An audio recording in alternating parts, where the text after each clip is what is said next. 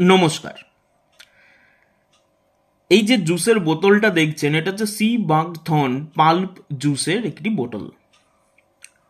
C buckthorn কি না, C বাকথর্নের যদি আমরা সাইন্টিফিক নেম দেখি সেটা হচ্ছে হিপোফি র্যামনয়েডিস। বেসিক্যালি এটি একটি কাঁটাযুক্ত গাছ, আর দেখা যায় Europe, Asia, Himalaya রিজিয়নে।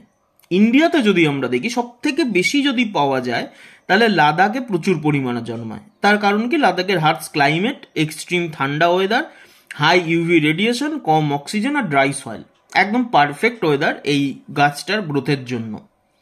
Approximate 200 fit তলা অব্দি এর রুট যায়।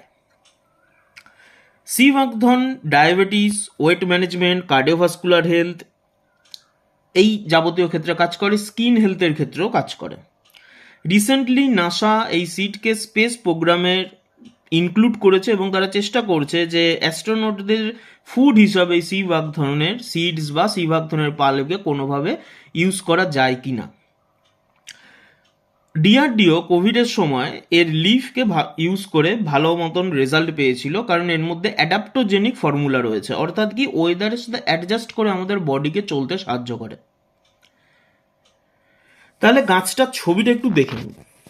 দেখুন, এর পাতার থেকে চা তৈরি হয়, এর ডালটাও কাজে লাগে, বেরিগুলোও দেখুন এইরকম।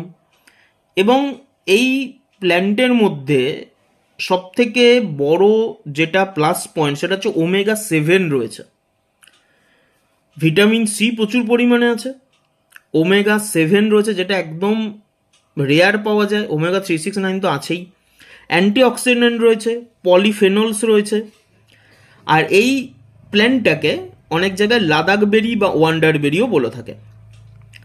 এর মধ্যে কেমিক্যাল কম্পাউন্ড যদি আমরা দেখি, ফ্যাটি অ্যাসিড তো বললামই, ওমেগা 7, 3, 6, 9 আছে। এর সঙ্গে অ্যান্টিঅক্সিডেন্ট, যেটা সব থেকে বড় বিষয়, এর যে অ্যান্টিঅক্সিডেন্ট যেটা সেখানে হচ্ছে flavonoid, quercetin, isorhamnetin, carotenoids, beta carotene, lycopene, vitamin C, vitamin E, phytosterol, polyphenols, amino acids, minerals রয়েছে। এবং সব থেকে বড়, এই 5 এসটিপি মলিকিউলসের জন্য সেরোটোনিন আমাদের শরীরে খুব ভালো বেড়ে, যার ফলে স্ট্রেসটা আমাদের অনেক কন্ট্রোল হয়, স্ট্রেসটা আমাদের অতটা এফেক্ট করতে পারে না। অর্থাৎ এই একটি ফুড বা এই জুস বলা যায়, বেরি বলা যায়, যা আমাদের টোটালিটিকে কভার করে। এবারে এটা যদি কেউ নিতে চান সকালবেলা এটা নিতে পারেন, এমটি স্টোমাকে নিলে ভালো। এর কারণটা হচ্ছে যে এমটি স্টোমাকে নিলে ডাইজেস্টিভ কম্পোজিশনটা আমাদের কম থাকে, সেই সময় ভালো অ্যাবজর্ব হয়, আর অ্যান্টিঅক্সিডেন্ট পলিফেনলসগুলো আমাদের ফাস্টার অ্যাবজর্ব হতে হেল্প করে। তো এটাই হলো সি বাকথর্ন জুসের পাল্প। তবে এটি একটি জিনিস চেষ্টা করবেন যখনই আপনারা পারচেস করুন না কেন, এটা যেন কাঁচের বোতলে থাকে। কাঁচের বোতলে হলে এটা ভালো হয়, যদি বা প্লাস্টিক বোতলে থাকে সেই ক্ষেত্রে অনেক রকমের মেনটেনেন্স থাকে, মেজারমেন্ট থাকে, সেটা নিয়ে কোনো অসুবিধা নেই, কিন্তু আমি প্রিফার করি পার্সোনালি কাঁচের বোতল হলে বেটার হয়।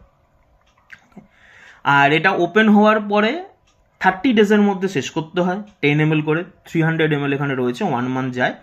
এবং ওপেন করার পরে এটাকে টাইট ভাব করে নিয়ে, মানে ক্যাপটাকে টাইট করে নিয়ে ফ্রিজে রেফ্রিজারেট করতে হয়, বাইরে রাখা যাবে না। যতক্ষণ সিল ওপেন হচ্ছে না ততক্ষণ বাইরে থাকুক, অসুবিধা নেই। আফটার ওপেনিং 10 ml নেওয়ার পরে এটাকে রেফ্রিজারেট করতে হবে। তো এই হলো সি বাকথর্ন। যদি আপনাদের মনে হয় আপনারা নিতে পারেন, আপনাদের রিলায়েবল কোনো সোর্স বা রিলায়েবল যে জায়গা রয়েছে সেখান থেকে আপনারা নিতে পারেন, ইউজ করে দেখতে পারেন। ভালো থাকবেন।